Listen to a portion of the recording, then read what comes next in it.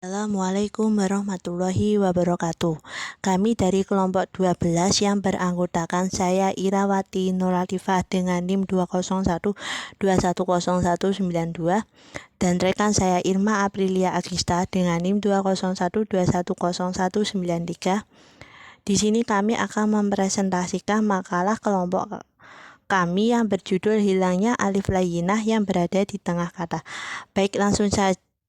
Di sini ada 3 materi, yaitu yang pertama pengertian alif layyinah dan alif yabisah, yang kedua yaitu cara penulisan alif layyinah di tengah kalimat, dan yang ketiga yaitu cara penulisan alif layyinah di akhir kalimat. Baik, langsung saja menuju materi yang pertama, yaitu pengertian alif layyinah dan alif yabisah. Alif adalah huruf tertentu yang tidak menerima harokat. Alif itu ada 2 macam, yaitu alif yabisah dan alif layyinah. Alif yabisah adalah huruf alif tertentu yang menerima harokat. Huruf alif ini diistilahkan dengan hamzah.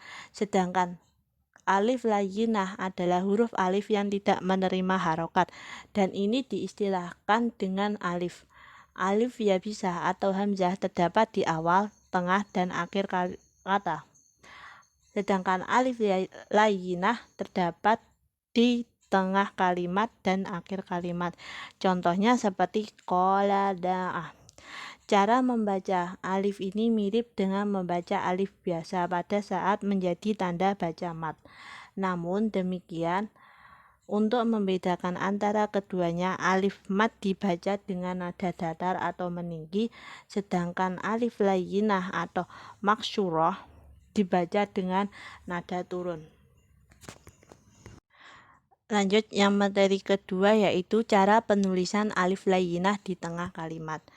Menurut kaidah imlak, penulisan alif layyinah di tengah kata harus selalu ditulis mamdudah, yaitu tegak lurus.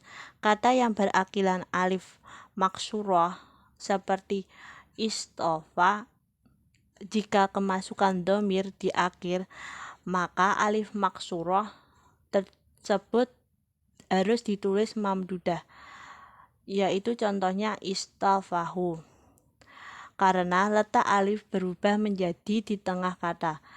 Tidak ada pengecualian tentang penulisan alif layyinah di tengah kata, baik itu isim maupun fi'il. Alif di tengah kata harus selalu ditulis mamdudah atau tegak lurus. Alif layyinah yang berada di tengah kalimat secara mutlak ditulis dengan alif, baik menengahinya tersebut disebabkan oleh huruf asal. Contohnya yaitu qala, qoma, dan lain-lain.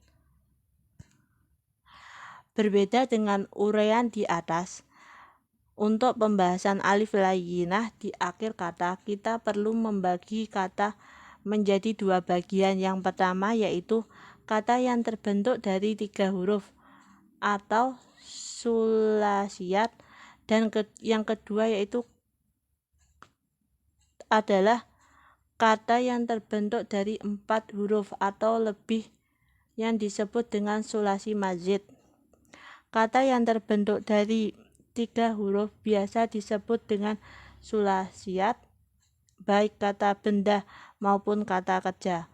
Alif layyinah di akhir sulasiyat, terutama pada kata kerja, biasanya bukan huruf asli, tapi munqalabah atau perubahan dari wawu atau ya atau fi'il naqis. Jika alif layyinah di akhir sulasiyat ditulis mamdudah atau tegak lurus, menunjukkan bahwa ia berasal dari huruf wawu. Ulama ahli bahasa menyepakati bahwa asal kata dari bahasa Arab adalah fi'il mudhari atau masdar ghairu mim, sehingga untuk melihat huruf asli dari kata, kita bisa melihat bagaimana cara penulisan alif pada akhir kata tersebut. Contohnya kata zaro, karena alifnya ditulis maksurah, maka bentuk fi'il mudhari'nya pasti yajri. tidak mungkin yaj'ru. Sebaliknya kata ala bentuk mudhari'nya pasti ya'lu, tidak mungkin ya'li.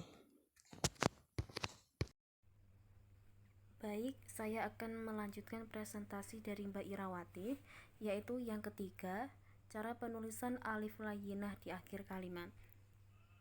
Alif layyinah yang berada di akhir kalimat ditulis dengan ya di dalam 7 tempat, yaitu yang pertama, di dalam setiap isim yang terdiri dari 3 huruf yang terdapat alif pengganti dari ya.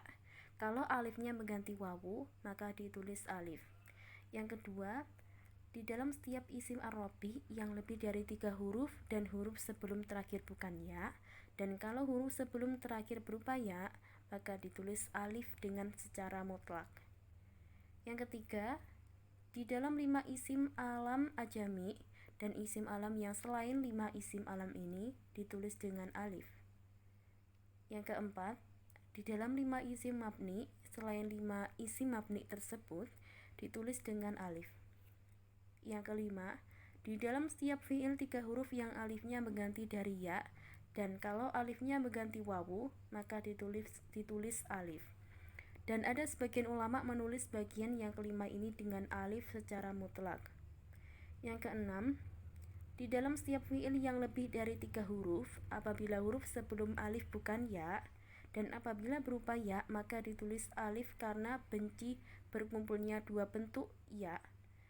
Dan yang ketujuh, di dalam 4 huruf sedangkan huruf yang lain ditulis alif.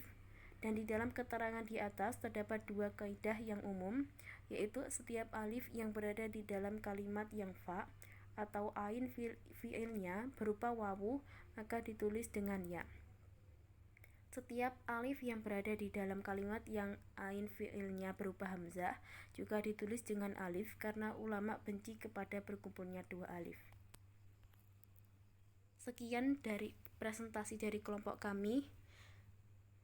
Bila ada salahnya dan lebihnya, mohon maaf. Wassalamualaikum warahmatullahi wabarakatuh.